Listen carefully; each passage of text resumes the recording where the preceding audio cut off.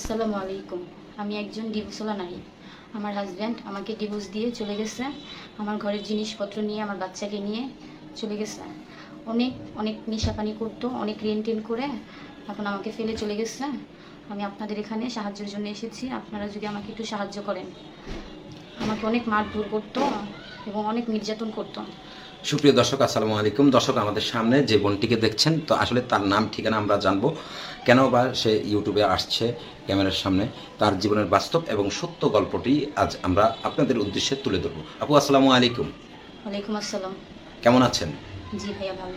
আপনার নাম ঠিকানা বলুন একটু। নামটা কি আপনার? আমার নাম রাবেয়া খাতুন। রাবেয়া খাতুন। তো রাবেয়া খাতুন, আর একটু জোরে কথা বলবেন। তো আসলে আপনি যেটা বললেন যে আপনি ডিভোর্সি একজন নারী, আপনার স্বামী আপনার ঘরের মাল সাবানা এবং কি আপনার বাচ্চাকেও নিয়ে চলে গেছে। তো আসলে কেন, কিভাবে আপনার মানে এই দুর্ঘটনাগুলো ঘটলো? অ্যাকচুয়ালি আমার হাজব্যান্ড অনেক মারধর করতো আমাকে। বিয়ের পর আমাদের বিয়ে হয়েছে 4 বছর, 3 বছরের একটা ছেলে আছে। তো আমার সাথে অনেক ঝগড়াঝাটি করতো, একটু নেশাপানি করতো, বাইরে অনেক রেন্টেন করতো, আর সব কিছু আমাকে দিতে হতো কাজ করে। হুম। তো এরকমভাবে অনেক দিন ধরে চলে যাচ্ছে সংসার। তো আমাকে অনেক মারধর করতো। তার জন্য আমি ওকে ডিভোর্স দিয়ে দিছি। আপনি ডিভোর্স দিয়েছেন? হ্যাঁ, আচ্ছা, তো উনি বাধ্য করছে ডিভোর্স দিতে। আমরা একটু শুনতে চাই যে আপনার বিয়েটা কিভাবে হলো। মানে আত্মীয় স্বজন সবাই কি দেখে শুনে বিয়ে দিয়েছে আপনার, না এমনি এমনি হলো? না, আমাকে নিয়ে পালিয়ে গিয়ে বিয়ে করছিল। মানে আপনারা পালিয়ে গিয়ে বিয়ে করেছেন? হ্যাঁ। আচ্ছা, তো পালিয়ে যে বিয়ে করেছেন, দীর্ঘ কতদিন প্রেম করার পরে পালিয়ে গেলেন? অল্প দিনে, 3-4 কতদিন? মাসের। 3-4 মাস। হ্যাঁ। তো আপনার দেশের বাড়ি কোথায়? ছেলের দেশের বাড়ি কোথায়? আমার দেশের বাড়ি হলো কুমিল্লা, আর ওর দেশের বাড়ি হলো ময়মনসিংহ। ময়মনসিংহ কোন জায়গায় সেটা জানেন? ফুলবাড়িয়া। ফুলবাড়িয়া। হ্যাঁ। আচ্ছা, তো আপনার দেশের বাড়ি হচ্ছে কুমিল্লা, তার দেশের বাড়ি হচ্ছে ময়মনসিংহ। তো কিভাবে মানে দুজনের যোগাযোগটা হলো? মানে ও একই এলাকায় থাকতো আর কি। খারাপ এককালে খারাপ, মানে খারাপ ছিল, বন্ধু বান্ধব নিয়ে আড্ডা দিত। তো ওইভাবে পরিচয় হয়েছে, কিন্তু তখন বুঝতে পারি নাই, ইমোশনাল হয়ে বিয়ে করে ফেলছিলাম। আচ্ছা, তো আপনি যেহেতু দেখছেন সে খারাপ কিংবা বন্ধু বান্ধবদের সাথে আড্ডা মারে, তো এত কিছু জেনে শুনেও কেন আপনি তার সাথে প্রেমের জড়িয়ে গেলেন? আসলে বয়স অল্প ছিল, তো তার জন্য অনেক ইমোশনাল করে ফেলছে। তার জন্য আমাকে নিয়ে তারপরে বিয়ে করে ফেলছে। মানে আপনার বয়স কম ছিল? হ্যাঁ। আচ্ছা, তো আপনার বিয়ে হলো কত বছর আগে, সেই কথাগুলো একটু বলুন। আমার বিয়ে হয়েছে 5 বছর। এখন আমার বয়স হলো 19 বছর। এখন আপনার বয়স কত? 19। 19। বিয়ে হয়েছে 5 বছর 5 আগে, বছর। তার মানে আপনার 14 বছর বয়সে। হ্যাঁ। তখন কি আপনি প্রেম প্রীতি এটা কি জিনিস বুঝতেন? বুঝতাম না, তার জন্যই তো এরকম হয়েছে। লেখাপড়া করেছেন? হ্যাঁ, কতটুকু? ক্লাস 8 পর্যন্ত। ক্লাস 8 পর্যন্ত, তার মানে 8-এ তখন পড়তেছিলেন নাকি? হ্যাঁ, রানিং এ ছিলাম। রানিং এ ছিলেন। তো আসলে প্রেমের প্রপোজটা প্রথমে কে করলো কাকে? আপনি করেছেন ছেলেকে, না ছেলে করেছে আপনাকে? ছেলে আমাকে করছিল, মানে অনেক ডিস্টার্ব করতো আর কি, বন্ধু বান্ধব নিয়ে স্কুলে যাওয়ার আচ্ছা, সময়। তো ডিস্টার্ব কিংবা প্রেমটার শুরু একটু ডিটেলস আকারে বলুন না, কিভাবে ডিস্টার্ব করতো, কিভাবে পরবর্তীতে আপনার মনটা তার প্রতি গলে গেল? মানে যখন স্কুলে যাইতাম, একই এলাকায় থাকতো, তো বাসার সামনে আড্ডা ফাড্ডা দিত। তার কারণে একটু ইমোশনাল হয়ে গেছিলাম। ফ্যামিলির অনেক মানা করছিল, তারপরেও গিয়ে বিয়ে একটু করে ক্যামেরার ফেলছি। দিকে তাকিয়ে কথা বলুন। হুম। তো আসলে আপনি তো জানতেন সে খারাপ, তাই না? তখন বুঝতে পারি নাই, আমি তো তখন এতটা জ্ঞান ছিল না। তখন বুঝতে পারেন নাই? না। আচ্ছা, তো আসলে যখন বুঝতে পেরেছে তখন কি ঘটলো? বিয়ের পর থেকে এমনি কাজ কাম করে না, অশান্তি করে, এমনি রেন্টেন কইরা খায়। আর সব কিছুই তো আমার উপর দিয়ে যাইতো। আমিও কাজ করতাম। আচ্ছা, অনেক আপনি কি টাকা ঋণ কাজ হয়ে করতেন? গেছে। আপনি কি কাজ করতেন? আমি বাসা বাড়িতে কাজ করতাম। আচ্ছা, তো বিয়ের কতদিন পর থেকে আপনি বাসাবাড়িতে কাজ করা শুরু করেছেন? বিয়ের পর থেকেই। বিয়ের বেশি পর দিন না, থেকেই? হ্যাঁ, এই 2-3 মাস। মানে তারপর সুখের থেকে। দিনগুলোর কথা একটু বলুন। বিয়ের কতদিন সুখে ছিলেন, তারপর কি ঘটলো সেগুলো একটু ডিটেলস আকারে বলুন। দর্শক কিভাবে বুঝবে আপনার কথাগুলো? মানে সুখের দিন বলতে, বিয়ের পর তো চলে আসছিলাম ঢাকা। ঢাকা হওয়ার পরে কিছুদিন ছিল, ও তো চাকরি করতো মার্কেটে। হুম। তো ওইরকম বেতন পাইতো না। তো কয়েক মাস যাওয়ার পরে আমিও, আশেপাশের মানুষ দেখতাম কাজ করতো, তো আমিও বইলা কাজ নিছি। তারপরে আর কি অশান্তি সংসারে, কিছু হইলেই ঝগড়া লাগে, মাইর দূর করে, এই আর কি। আচ্ছা, তো আসলে আপনাদের বিয়েটা হলো কোন জায়গায়, প্রেমের শুরুটা কোন জায়গায়? বিয়ে তো, প্রেম তো হয়েছে ঢাকায়। হুম। একই এলাকায় থাকতো, তো পাশাপাশি এলাকায় থাকতো। ঢাকা কোন জায়গায় থাকতেন, কোথায় থাকতেন? ঢাকা মালিবাগ। আচ্ছা, মালিবাগ থাকতেন। হ্যাঁ। সেখানে কি আপনার সপরিবার সহ থাকতো? হ্যাঁ। আচ্ছা, তো আপনার বাবা মা আছে? বাবা মা এখন গ্রামে থাকে, ওরা আমাকে সাপোর্ট দেয় না, কারণ ওদের অমান্য করে বিয়ে করছি তো, তার জন্য। আচ্ছা, ভাই বোন কয়জন আপনারা? আমার 4টা ভাই, হুম, আমি একজন। 4 ভাই, আপনি একা? হ্যাঁ।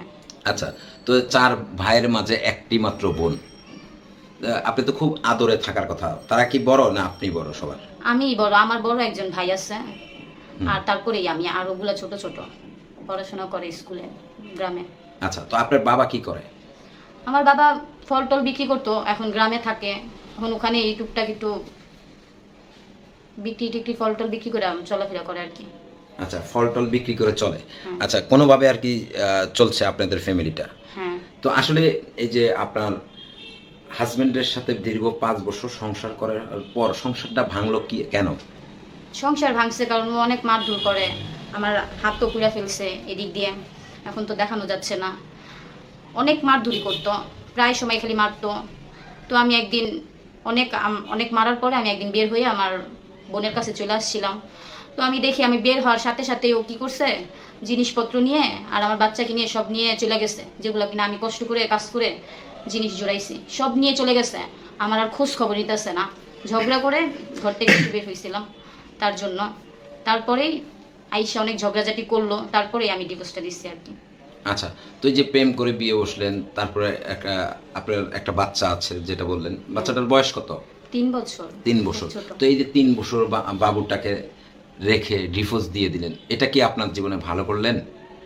যে আমি তো চাইছিলাম সংসারটা, কিন্তু উনি তো চায় না, উনি তো অনেক ঝগড়াঝাটি মারপিট এগুলো করে।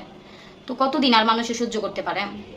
আচ্ছা, বিয়ের পর আপনার হাজবেন্ড কি কাজ করতো? মার্কেটে চাকরি করতো। মার্কেটে চাকরি করতো। আচ্ছা, তার মানে তার একা আয় দিয়ে হয় না দেখে কি দুইজনে কাজ করতেন, না শুধু ও আপনার তো স্বামী? কাজ করতো না, ও কাজ ছিল কিন্তু ঠিক মতন কাজ করতো না, চাকরি চলে যেত, ও একটার পর একটা মার্কেটে গিয়া চাকরি নিত। তার হ্যাঁ। জন্য আর কি আমি কাজে ঢুকছি, কারণ ওর কাজ দেওয়া হইতো না। হুম। আচ্ছা, তো তো আসলে এই যে মানে বিয়ে, আর অনেক ঋণ করে ফেলতো আর কি, এদিকে এদিকে দোকানে বাকি করতো, অনেক জায়গায় ঋণ করে আগে নিজে নিজে নেশা পানি করতো, আর ওগুলাই আমাকে দিতে হইতো। এরকম করে অনেক টাকা ঋণ করে ফেলছে, এখন ঋণ করে সব তো আমার ঘাড়ের উপর দিয়ে চলে গেছে। আচ্ছা আচ্ছা, মানে সবকিছু কত টাকা ঋণ আছেন এখন? অনেক টাকা, কত একটা আনুমানিক ধারণা 2.5 বলেন? লাখ 3 লাখ এরকম। 2.5-3 লক্ষ টাকা। হ্যাঁ। আচ্ছা, তো এই এখন যে আমি শিওর ভাবে জানি না, অনেকে বলতেছে এসে এসে আমার থেকেই মানে নিতে চাইতেছে।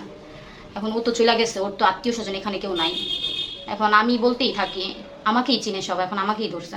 ঋণগুলো কি আপনাকে দেখে দিত মানুষ, না আপনার হাজবেন্ডকে দেখে দিয়েছে ঋণ? হাজবেন্ড তো ঋণ করতো, কিন্তু আমাকে তো জিজ্ঞেস করে করতো না, কিন্তু এখন তো আমাকেই ধরতেছে, কারণ ওর কোনো ফ্যামিলি এখানে থাকে না, তার জন্য।